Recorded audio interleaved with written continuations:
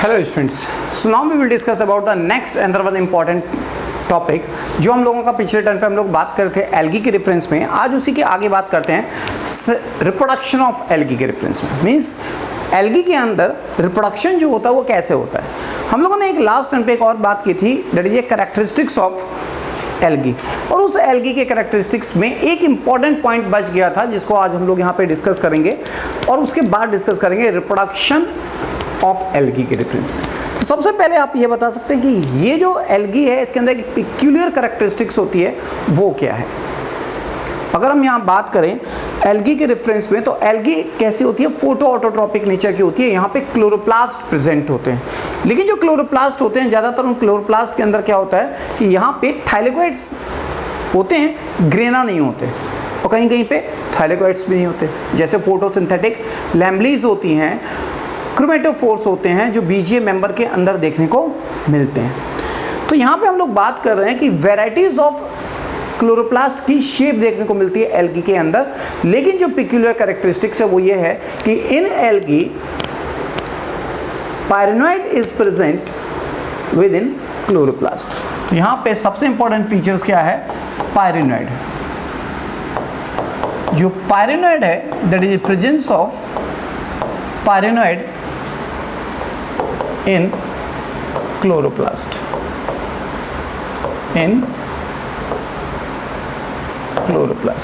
तो presence of pyrenoid, यहाँ पे ये जो आपका पॉइंट है वो इंपॉर्टेंट ये है कि presence of the pyrenoid in chloroplast.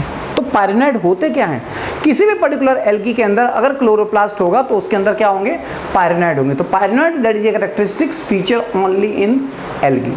अगर इस एल्गी के अलावा कहीं पे आपको पायरेनॉइड प्रेजेंट मिलते हैं, पाए जाते हैं, तो इसका मतलब ये है कि वहाँ पे जो एल्गी का फीचर्स उन पर्टिकुलर प्लांट के अंदर देखने को मिलता है, या उस पर्टिकुलर प्लांट की ओरिजिन इस एल्गी से हुई है। तो यहाँ पे बात कर रहे हैं इस पायरेनॉइड के रेफरेंस में। ये pyrenoid central proteinaceous body covered by starch sheath,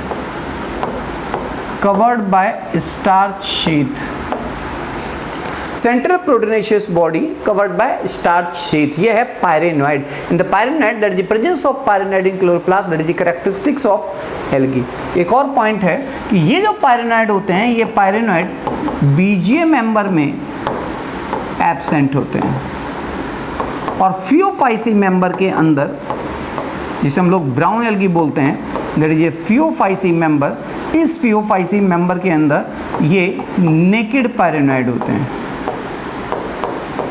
naked पायरेनॉइड्स होते हैं। ये बात क्लियर है। तो यहाँ तो बात हुई इसके इंपॉर्टेंट फीचर्स के रेफरेंस में, जिसके बारे में हम लोग बात कर रहे हैं, ये है पायरेनॉइड। ओके, अब बारे में हम लोग को एक और बात करनी है यहाँ पे उसके रेफरेंस में, जिसको हम लोग यहाँ पे लिखे हुए हैं, that is A reproduction in algae. तो ये जो रिप्रोडक्शन एल्गी का है, ये रिप्रोडक्शन सबसे इंपॉर्टेंट है। ये पॉइंट है रिप्रोडक्शन के रेफरेंस में, यहाँ पे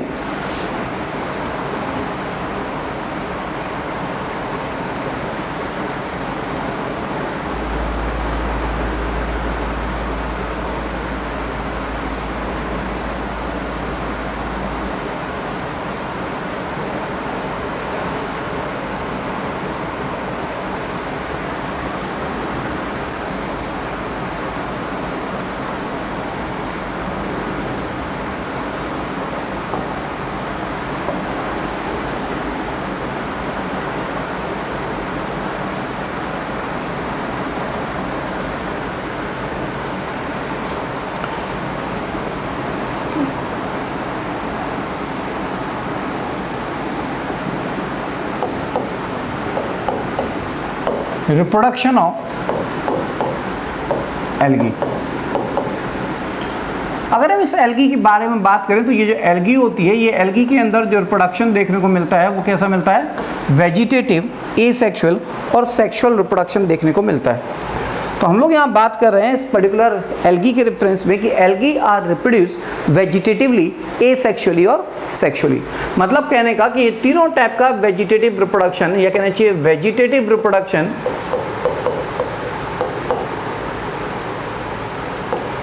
asexual reproduction,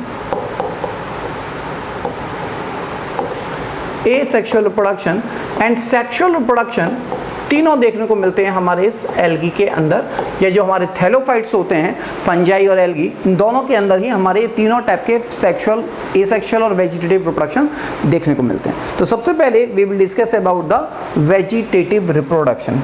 ये जो वेजिटेटिव रिप्रोडक्शन है, बेसिकली इस वेजिटेटिव रिप्रोडक्शन की अगर बात करें तो यहाँ पे जो वेजिटेटिव रिप्रोडक्शन होता है, क्योंकि यहाँ पे कुछ स्पेसिफिक स्ट्रक्चर्स प्रेजेंट होते हैं, तो common type of vegetative reproduction जो होगा, अगर हम इसकी बात कर रहे हैं, वेजिटेटिव रिप्रोडक्शन की अगर हम लोग बात कर रहे हैं, तो यहाँ पे vegetative reproduction commonly by fragmentation देखने को मिलता है।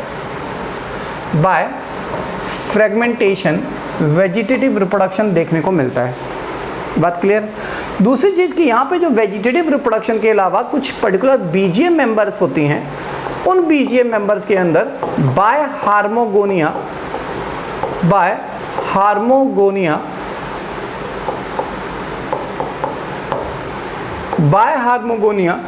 वेजिटेटिव रिप्रोडक्शन देखने को मिलता है।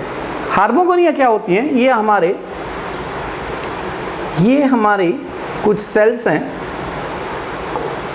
वेजिटेटिव सेल्स हैं, and this vegetative cells is separated by biconcave disc और नेक्रीडिया, या कहना चाहिए हेट्रोसिस्ट। ये अगर हमारी बाइकॉन्केव डिस्क है और ये हमारा अगर नेक्रीडिया या हेट्रोसिस्ट है, तो ये जो वेजिटेटिव सेल्स बची हैं, इन वेजिटेटिव सेल्स के अंदर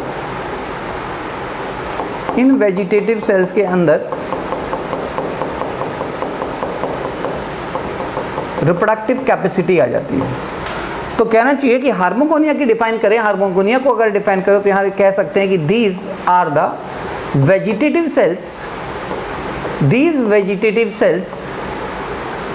which is separated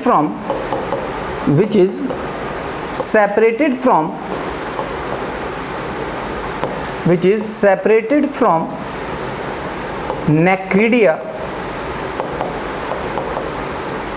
और हेट्रोसिस्ट।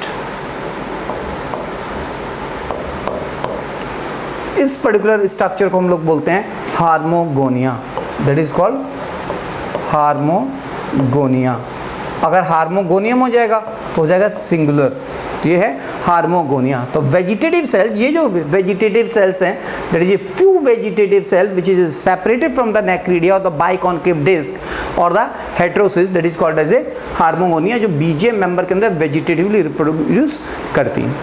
एक और इंपॉर्टेंट पॉइंट है, ये तो point number 1, this is point number 2 and this is point number 3। ये जो पॉइंट नंबर 3 है, इसकी इंपॉर्टेंस ये है कि यहाँ पे कारा के अंदर एमाइलम स्टार बनते हैं। क्या बनते हैं? Amylum star. यहाँ पे हम लोग लिखते हैं एमाइलम स्टार बनते हैं, और ये एमाइलम स्टार ये बेसिकली हमें देखने को मिलता है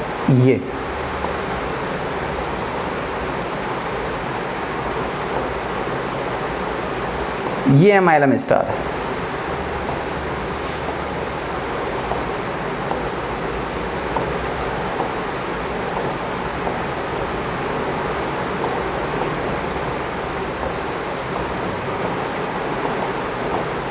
This is a amylum star, and such amylum star are present in the cara, and this is help in the vegetative reproduction. तो vegetative reproduction वैसे तो कई सारे different kind of algae हैं, लेकिन आपको आपके एग्जाम के पॉइंट ऑफ व्यू से इतना याद रखना है कि this cara which having a amylum star which helps in the vegetative reproduction as well as in the BGM member, जो BGM member होगा उनके अंदर बनेंगे हार्मोगोनिया। कॉमन टाइप का वेजिटेटिव रिप्रोडक्शन होगा, वो होगा फ्रेगमेंटेशन से, चाहे वो यूलोथ्रिक्स हो, स्पायरोगायरा हो, कोई भी हो। तो ये हो गया वेजिटेटिव रिप्रोडक्शन। अब हम लोगों को बात करनी है इस एसेक्सुअल रिप्रोडक्शन के रेफरेंस में। जो एसेक्सुअल रिप्रोडक्शन होगा, ये जो एसेक्सुअल रिप्रोडक्शन होगा, इस एसेक्सुअल रिप्रोडक्शन के अंदर, इस एसेक्सुअल रिप्रोडक्शन के अंदर क्या होता है, यहाँ पे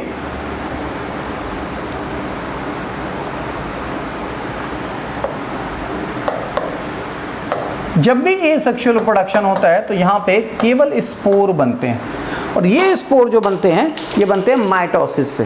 किससे बनते हैं? माइटोसिस से बनते हैं।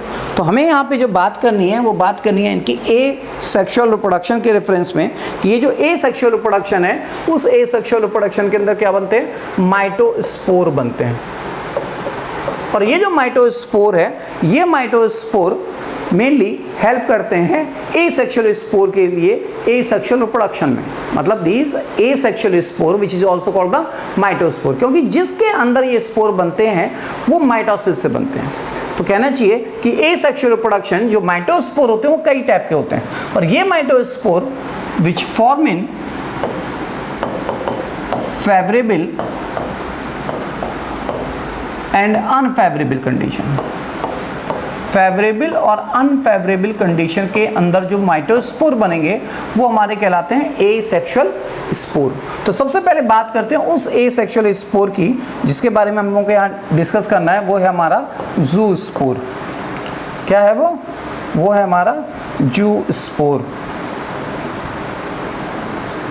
That is called as zoospore. ये जो जू स्पोर होते हैं, ये जू स्पोर नॉर्मली फेवरेबल कंडीशन में बनते हैं। कब बनते हैं? Form in favourable condition.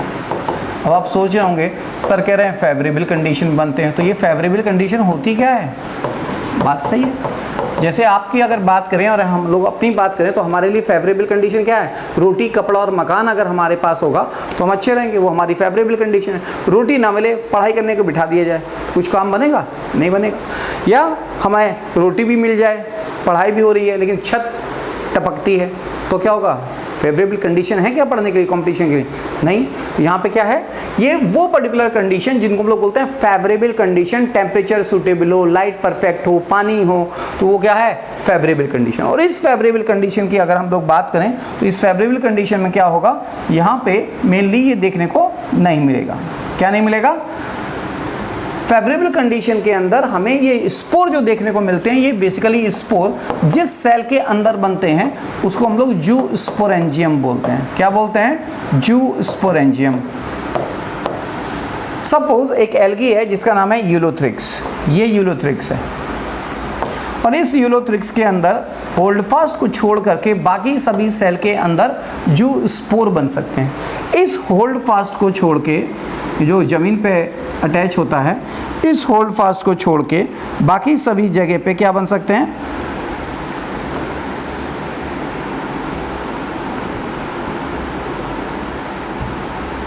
यहाँ पे क्या बन सकते हैं? ये है आपका होल्ड फास्ट।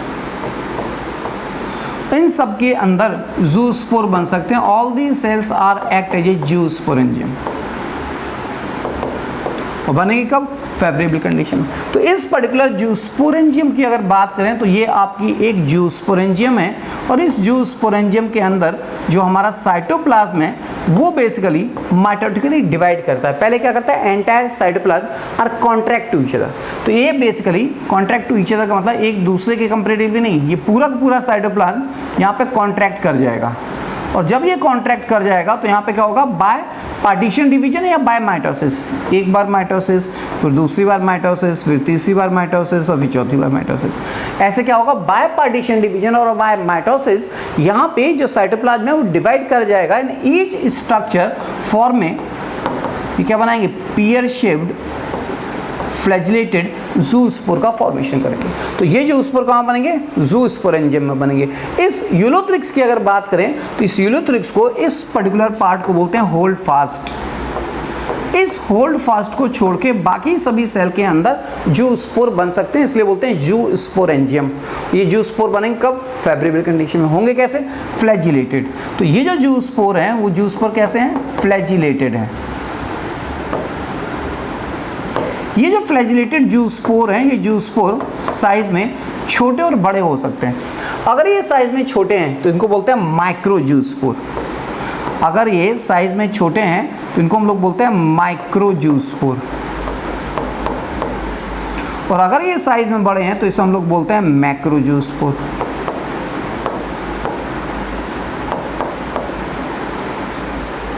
आप यहाँ कह सकते हैं कि ये कैसा है? साइज में बड़ा है, जिसको बोलते हैं मैक्रो, जो साइज में छोटा होगा उसको क्या बोलेंगे? Micro zoospore. तो ये माइक्रो जूस्पोर है। एक और बात यहाँ याद रखिएगा, जो माइक्रोजूस्पोर होते हैं वो साइज में छोटे होते हैं, इसलिए नंबर्स ज़्यादा होते हैं। इनके नंबर्स 2 to 32 तक हो सकते हैं, लेकिन जो साइज में बड़े होते हैं इनके नंबर्स 2 to 16 हो सकते हैं। एक और बात याद रखिएगा कि ये जो नंबर्स हैं, इन नंबर्स की अगर हम लोग यहाँ बात करें तो यहाँ पे होगा क्या, बेसिकली यहाँ पे क्या होगा कि ये जो माइक्रोजूस्पोर हैं, ये माइक्रोजूस्पोर साइज में छोटे होते हैं तो ऑलरेडी बाईफ्लैजिलेटेड होते हैं। ये कैसे होते हैं? ऑलरेडी बाईफ्लैजिलेटेड होते हैं। क्वाड्रीफ्लैजिलेटेड माइक्रोजूस्पोर नहीं मिलते हैं। तो ये कैसे हैं? बाईफ्लैजिलेटेड माइक्रोजूस्पोर ऑलवेज बाईफ्लैजिलेटेड होते हैं, ऑलवेज बाईफ्लैजिलेटेड होते हैं, ऑलवेज बाईफ्लैजिलेटेड होते हैं। लेकिन जो मैक्रोजूस्पोर होते हैं ये साइज में कैसे हैं? बड़े। नंबर कैसे हैं? कम। जब साइज में बड़े होंगे तो इनके जूस्पोर साइज में बड़ा है तो इनके अंदर फ्लैजिला 2 भी हो सकते हैं और 4 भी हो सकते हैं। इनके अंदर फ्लैजिला कैसे हो सकते हैं? 2 भी हो सकते हैं और 4 भी हो सकते हैं। इनको मैक्रोजूस्पोर बोलते हैं और इनको माइक्रोजूस्पोर बोलते हैं। तो ये बात क्लियर हुई कि जूस्पोर कब बनेंगे? ये जो जूस्पोर हैं, ये जूस्पोर आपके बनेंगे फेवरेबल कंडीशन में, जहां बनेंगे उनको जूस्पोरेंजियम बोलेंगे। और ये जूस्पोर 2 टाइप के हो सकते हैं, या तो माइक्रो या मैक्रो।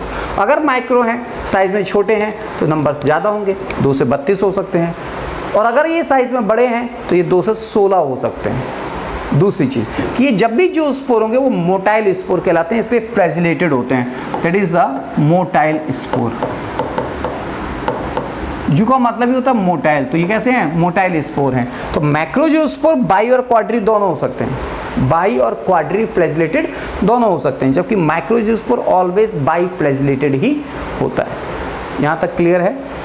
ये बात समझ में आ गई। आगे बात करते हैं कि अगर ये कंडीशन अनफेवरेबल हो जाए, कैसी हो जाए? अनफेवरेबल कंडीशन हो जाए।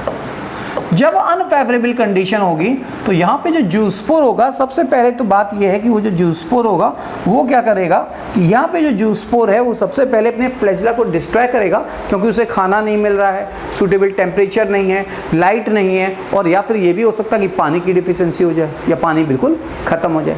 तो जब अनफेवरेबल कंडीशन होगी तो अगर ये स्पोर थिन वॉल्ड हो गया, मतलब जूस्पोर था या पजूस्पोर था, अनफेवरेबल कंडीशन हुई, मोटिलिटी लॉस हो गई और फ्लैजिला डिस्ट्रॉय होकर, तो कैसा हो गया?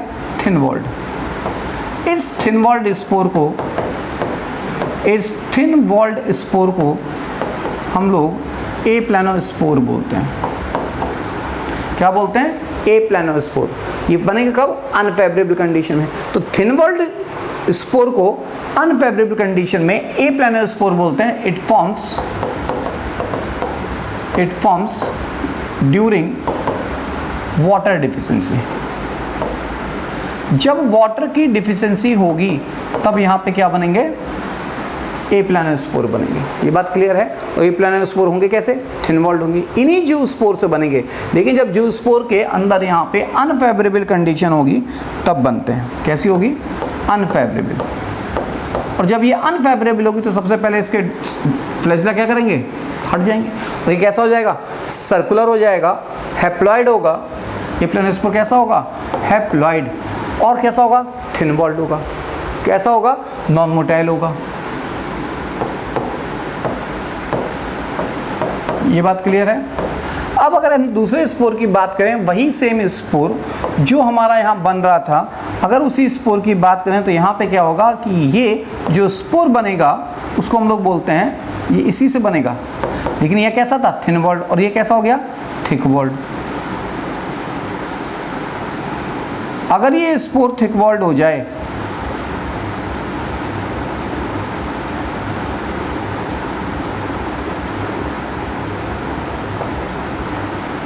उसको क्या बोलेंगे? Thick walled spore. ठीक, तो इसको हम लोग बोलते हैं हिप्नोस्पोर। क्या बोलते हैं? हिप्नोस्पोर।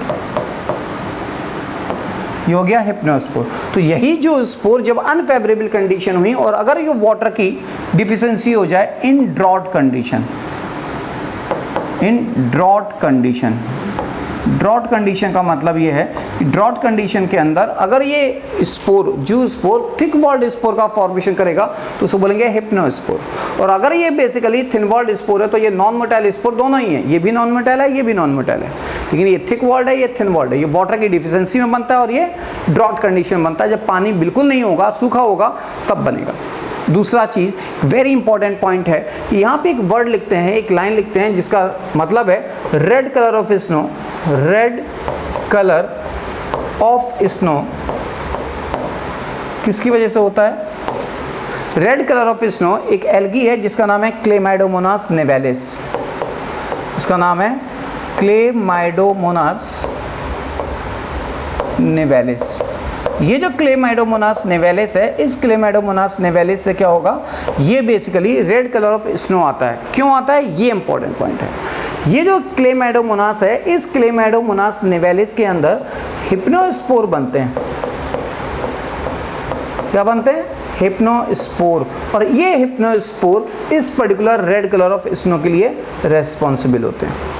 इस क्लेमाइडोमोनास निवेलिस के अंदर, हेमेटोकोकस के अंदर, वो भी एक टाइप की एल्गी है, उनके अंदर बेसिकली क्या होगा, ये हिप्नोस्पोर बनेंगे और इस हिप्नोस्पोर के अंदर एक स्पेसिफिक रेड कलर का पिगमेंट होता है जिनकी वजह से क्या होते हैं, ये रेड कलर ऑफ स्नो देखने को मिलता है। तो क्वेश्चन ऐसे पूछ सकते हैं, the red colour of snow is due to presence of, किसकी प्रेजेंस में बनेंगे, इस हिप्नोस्पोर की प्रेजेंस में बनेंगे। लेकिन हिप्नोस्पोर होगा किसका, क्लेमाइडोमोनास निवेलिस का। ये बात क्लियर है यहाँ तक? हम लोगों ने यहाँ बात की अनफेवरेबल कंडीशन में दो स्पोर बने, एप्लानोस्पोर थिन वॉल्ड और hypnospore thick walled. Next unfavourable condition में एक और कंडीशन बनती है जो अनफेवरेबल में बनती है, उसको बोलते हैं पामेला स्टेज, उसको हम लोग बोलते हैं पामेला स्टेज। ये जो पामेला स्टेज है बेसिकली, इस पामेला स्टेज की कहानी अगर हम बात करें तो जब हमारे किसी सेल के अंदर, जब इस पर्टिकुलर सेल के अंदर, जब इस सेल के अंदर क्या बना था, जूस्पोर बने थे और कंडीशन कैसी होगी, अनफेवरेबल। चलने के लिए तो एनर्जी, खाने को तो मिल नहीं रहा है, चलेंगे कैसे ये खाने को तो मिल नहीं रहा, मूवमेंट कैसे होगा, नहीं होगा। तो जब इनकी फेवरेबल अनफेवरेबल कंडीशन में बनेंगे, form in unfavourable condition,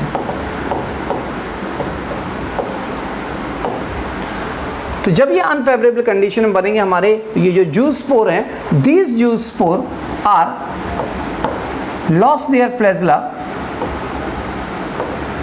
and change into thin walled aplanospore. ये थिन वॉल्ड एप्लानोस्पोर में कन्वर्ट हो गए। And these aplanospore is comes out from this lateral pore opening, जो वॉल के अंदर लेटरल पोर है, उस पोर के अंदर यहाँ पे क्या हो गई, ओपनिंग, और यहाँ पे ये बाहर निकल आए। जब ये यहाँ पे बाहर निकल आएंगे तो क्या होगा, ये बेसिकली इस जिलेटिन लाइक मैट्रिक्स के अंदर एम्बेडेड हो जाएंगे। किसके अंदर एम्बेडेड हो जाएंगे, इस जिलेटिन लाइक मैट्रिक्स के अंदर ये एम्बेडेड हो जाएंगे, यहाँ पे फंस जाएंगे ये। इसको हम बोल रहे हैं जिलेटिन लाइक मैट्रिक्स।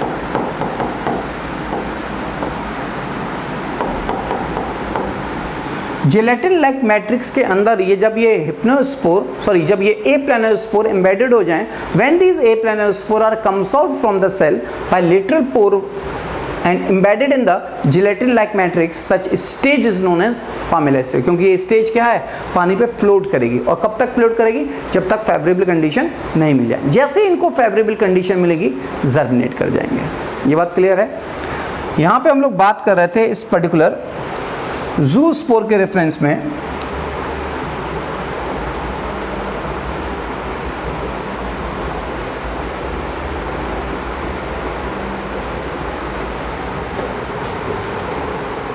कि यहाँ पे ये जो जूस्पोर हैं, ये जूस्पोर को जब फेवरेबल कंडीशन मिलती है तब ये फेवरेबल कंडीशन पे क्या करते हैं, यहाँ पे इस तरीके से सबस्ट्रेट से अटैच हो जाते हैं। और जब ये सबस्ट्रेट से ऐसे अटैच होंगे तो यहाँ क्या होगा, फ्लैजेला लॉस्ट हो जाएंगे और ये फेवरेबल कंडीशन में न्यू एल्गी का फॉर्मेशन कर सकते हैं। तो हम लोगों ने यहाँ बात की इस पर्टिकुलर पॉइंट के व्यू से कि यहाँ पे ये जो एप्लानोस्पोर्स हैं,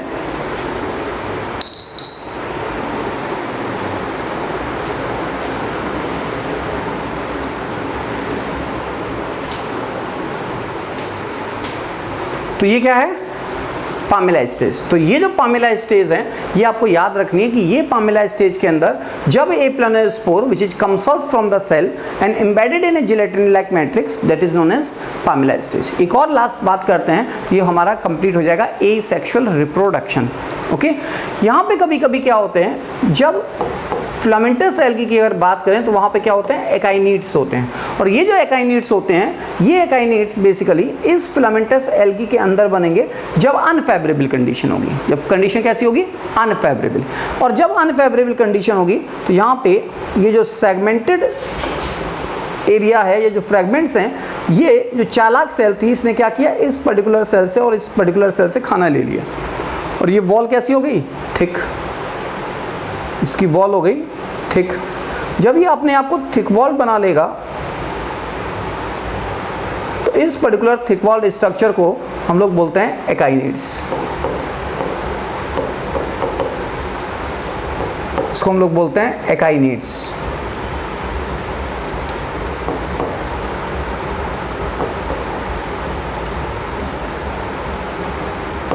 ये जो एकाइनिड्स हैं, ये एकाइनिड्स which develop in